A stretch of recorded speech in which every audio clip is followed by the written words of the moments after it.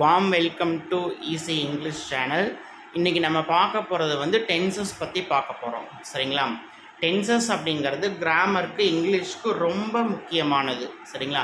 இந்த டென்சஸ் நம்ம ஃபஸ்ட்டு கற்றுக்கிட்டா தான் நம்ம கிராமர் ஸ்போக்கன் இங்கிலீஷ் எல்லாமே நல்லா வரும். சரிங்களா? அதுக்கு நம்ம கண்டிப்பாக லேர்ன் பண்ண வேண்டியது என்னென்னா இந்த 12 kinds ஆஃப் டென்சஸ். சரிங்களா? இந்த 12 kinds ஆஃப் சென்டென்ஸும் நான் எப்படி லைனாக எழுதி போட்டுருக்கனோ அந்த ஃபார்மேட்டில் நம்ம ஃபாலோ பண்ணணும். சரிங்களா?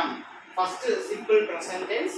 அந்த 12 kinds ஆஃப் டென்சஸ் என்னென்னு பார்த்தீங்கன்னா simple present tense, present continuous tense, present perfect tense, present perfect continuous tense. ஓகேங்களா?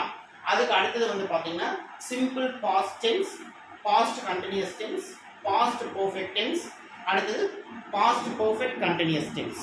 ஓகேங்களா? நெக்ஸ்ட் பார்த்தீங்கன்னா அதுலேயே கண்டினியூவாக வர்றது future tense, future continuous tense, future perfect tense, future perfect continuous tense.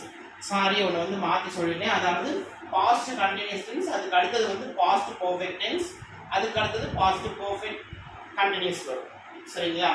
So இந்த 12 டென்சஸும் நீங்கள் வந்து கிளியராக வெல்வர்ஸ்டாக ஃபிங்கர் டிப்பில் வச்சுருந்தீங்கன்னா தான் உங்களுக்கு என்ன பண்ண முடியும்னா மற்ற கிராமருக்கு போகவும் ஈஸியாக இருக்கும். உங்களுக்கு ஸ்போக்கன் இங்கிலீஷும் நீங்கள் வந்து மற்றவங்க கூட நார்மலாக பேச முடியும். சரிங்களா? மற்றவங்க கூட பேசுகிறதுக்கு சும்மா நம்ம லேர்ன் பண்ணால் பத்தாது.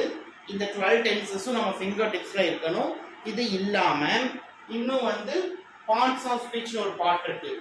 அதில் வந்து நவுன், வேர்ப், அட்ஜெக்டிவ் அதெல்லாம் இருக்குது. அட்ஜெக்டிவ், அட்வர்ப் அதெல்லாம் இருக்குது. சரிங்களா? நீங்கள் அதெல்லாம் கற்றுக்கிட்டிங்கன்னா இன்னும் நல்லாவே வந்து என்ன பண்ணலாம், நீங்கள் ஃப்ளூயண்ட்டாக இங்கிலீஷில் பேசலாம். சரிங்களா?